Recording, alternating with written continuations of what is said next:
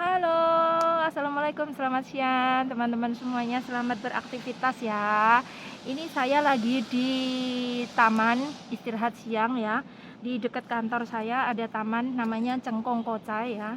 Ini suasananya tapi ini karena belum jam kerja ya, jadi jam 12 seperti ini suasananya sepi. Nah ini sebenarnya kalau pas pagi sama sore rame, ini beratus-ratus PMI dari berbagai negara, Filipina, Vietnam, Indonesia ya. Itu pada di sini bawa pasien, bawa orang tuanya itu ya yang dijaga akong ama, bawa anak, bawa anjing, banyak sekali. Jadi yang pada keluar di sini. Nah, ini sepi karena jam 12, cuman saya lagi istirahat habis makan siang. Ini sekarang lagi mau nganter mbaknya mau nabung ke kantor pos nih mbaknya. Mbaknya di sini. Halo. Halo. Kamu duduk di sini dong, samping saya ntar aku tanya. Di sini sebelah sini. Mbaknya lagi nyiapin uang ya, teman-teman. Dia mau nabung ke bank pos. Ya, itu lagi dihitung dulu uangnya. Jadi nungguin saya ya. Jadi ini saya mau sedikit cerita ya buat ke teman-teman semuanya. Ini ceritanya juga begini ya, mau menceritakan mbaknya ini. Mbaknya siap toh ditanya-tanya sama saya? Siap ya? Oke. Jadi ini atas persetujuan mbaknya ya. Jadi saya mau nanya dia, jadi begini ceritanya. Nasibnya seseorang itu nggak ada yang tahu ya, hanya Allah yang tahu. Jadi kita niatnya dari Indonesia itu mau kerja, mau sekali kontrak itu kan 3 tahun ya. Di Taiwan tuh sekali kontrak 3 tahun. Niatnya dari Indonesia sana baik-baik kerja ya, tapi sebenarnya alhamdulillah mbaknya ini baik sekali. Mbaknya juga bahasanya banyak perkembangan ya. Kalau saya ngobrol pakai Mandarin itu dia juga ngerti kayak gitu. Tapi ya harus pelan-pelan. Terus ini mbaknya datang tahun berapa, Mbak? 2019 Desember. 2019 Desember. Berarti nanti bulan Desember nanti kamu 2 tahun ya? Iya. Ya, jadi udah mau 2 tahun ya. Jadi ceritanya dia awalnya kontraknya itu jaga ama dari Indonesia sana kita kasih jaga ama. Amanya masih sehat, masih bisa jalan, tapi ya pikun, cuman kayak gitu kan keterangannya sama dari kita ya. Nah, setelah itu kita mbak ini terbang ya dari Indonesia terbang ke sini, diantar sama saya. Kamu waktu itu saya yang antar ya, masih ingat kan? Masih. Nah, itu amanya itu ternyata masih bisa jalan, tapi dia orang kampung ya, sebenarnya kan tinggalnya di Sinchu. Amanya ini juga asalnya dari orang kampung ya. Dia pakai bahasa bukan bahasa Thai, bukan bahasa Mandarin, tapi pakai bahasa Kejawa. Kejaren itu orang kampung, ya kan? Terus habis itu ama ini susah kalau misalnya mau komunikasi sama mbaknya, susah. Mbaknya ngertinya kan sedikit-sedikit Mandarin, tapi keluarga ama ini bisa Mandarin semua. Nah, awal-awalnya dia nggak ada masalah ya, walaupun amanya masih bisa jalan, apa-apa sendiri itu masih biasa. Ni hao, ni想要看我在我在录影，嘿，没关系。你要散步吗？ Ini ada ama-ama lagi kepo, ngelihatin saya kok saya ini ngomong sendiri gitu loh mungkin. Tapi saya di depan saya kan ada kamera, ini ama ada yang kepo, jadi dia tanya. Oke, saya lanjut. Jadi mbaknya awalnya tuh nggak ada masalah ya. Cuman udah berapa lama gitu, kamu kayaknya ada ngadu ke saya ya.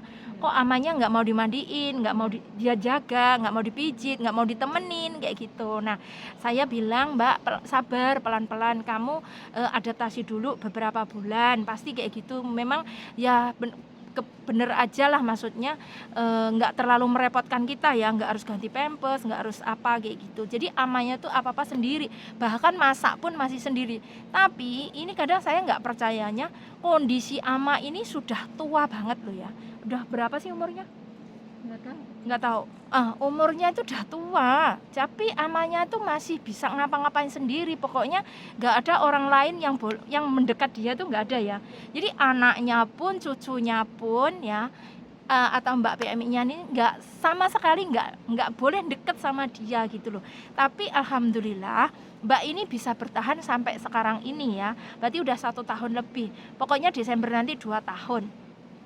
Karena mbaknya ini di sana juga majikannya juga masih, maksudnya untuk mengawasi aja amannya supaya nggak jatuh. Tidurnya juga sekamar sama ama tapi beda ranjang. Tapi karena mbaknya ini nggak ada kesibukan ya, nggak ada kesibukan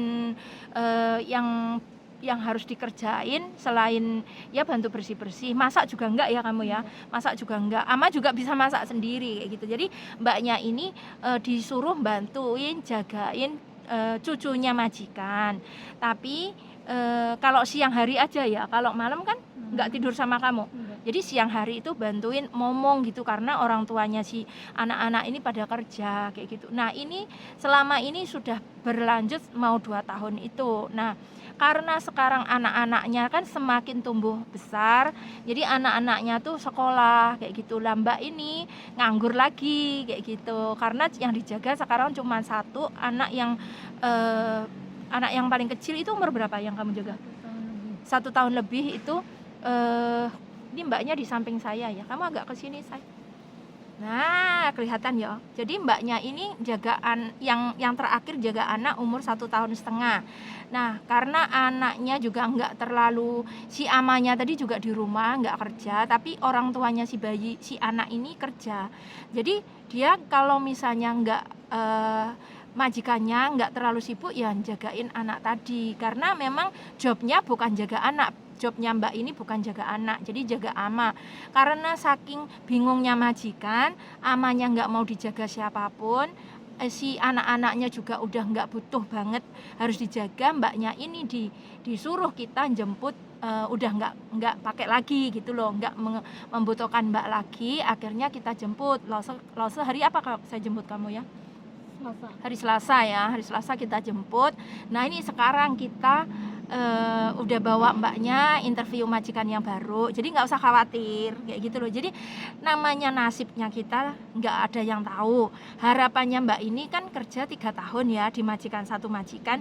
Rencananya planningnya itu 3 tahun tuh mau pulang, mau ngerawat anaknya juga.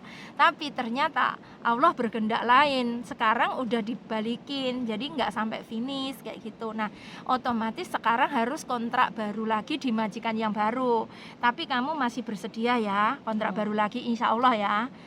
Oke, nah ini yang saya mau ceritakan ke teman-teman itu ya seperti itu. Jadi kita nasibnya nggak ada yang tahu, tapi karena kita tetap bertanggung jawab ya mbak ya, kamu nggak usah khawatir, kita banyak job ya. Justru kalau majikan nggak mau itu kita gampang, tapi kalau sampai kamu yang bilang nggak mau itu kita tuh dipersulit sama majikan, yang nggak boleh lah, yang alasannya nggak ada penggantinya lah, yang pokoknya alasannya macam-macam lah. Kalau udah dipersulit kayak gitu prosesnya itu lama. Kadang kan dalam hati kamu, aku udah nggak betah di sini, nggak kerasan di sini, majikan memperlakukan saya begini, pelit lah apa, jahat lah apa kayak gitu. Kalau kamu bilang yang nggak mau pengen pindah majikan, nggak langsung segera diproses sama majikan. Jadi kita mau memproses kamu, tapi majikan itu yang berbelit-belit, melarang kamu nggak boleh pindah lah, ya toh, mempengaruhi kamu yang lain-lain. Pokoknya intinya dia tidak menyetujui kalau kamu pindah majikan. Tapi karena sekarang yang nggak mau pakai lagi kamu, ini gampang ya. Jadi kamu nggak usah khawatir, pasti kita cariin majikan yang terbaik buat kamu. Toh kemarin juga udah interview ya, alhamdulillah. Sekarang mau kerja apa aja sama, mau ikut orang yang sederhana kelas menengah ke bawah, mau ikut sultan, mau ikut orang yang gimana, itu pekerjaannya hampir sama, hanya kita kesiapan mental saja ya. Nah kalau udah begini ya, makanya jadi kita ya, kamu kan nggak ada kesalahan ya.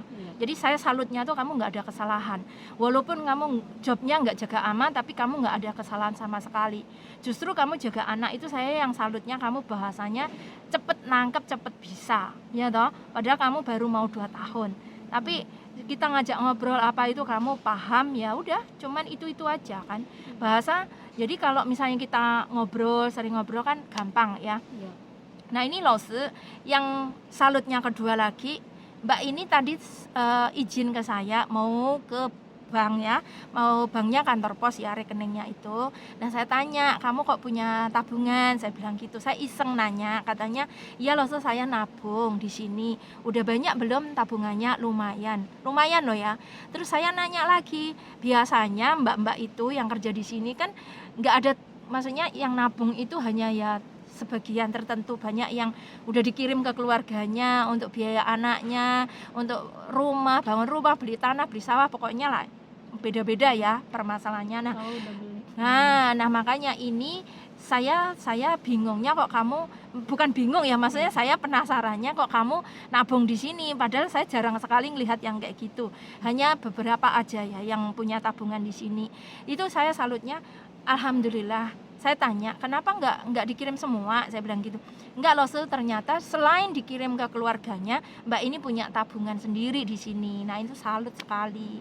Terima kasih ya, Iya, udah betul. buat ini loh, inspirasi teman-teman juga ya toh, buat motivasi juga. Jadi kalau punya gaji nggak semuanya harus dikirim ke Indonesia. Iya, Emang anak butuh, suami, keluarga juga butuh, orang tua juga butuh. betul. Tapi kita sendiri juga harus memikirkan kebutuhan kita. Ini misalnya kamu nggak ngeluarin uang di sini, setidaknya kamu punya tabungan.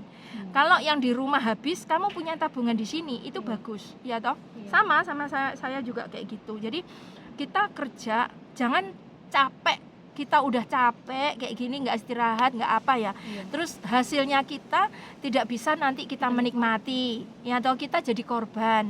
Iya. Ya memang semua udah direncanakan sama kita, udah diniati. Saya mau kerja cari uang, kayak gitu, cari duit, cari pengalaman. Ya jangan sampai lah uangnya dihabisin sama keluarga, ya toh. Nanti kita kecewa. Kalau cuman kecewa, nggak apa-apa. Kalau kita sampai depresi, sakit, gila, dan lain sebagainya kan sayang ya. Jadi kita harus pintar juga loh ya.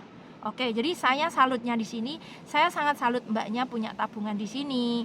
Mbaknya juga nggak terlalu banyak permintaan. Jadi ya semoga kamu nanti ke depannya dapat majikannya yang baik, Amin. kerjaannya baik, lancar, Amin. kamu sampai finish kontrak. Amin. Iya toh? Iya. Kamu di sini juga libur kan? Iya. Ya juga dikasih libur juga kan yang di majikan pertama.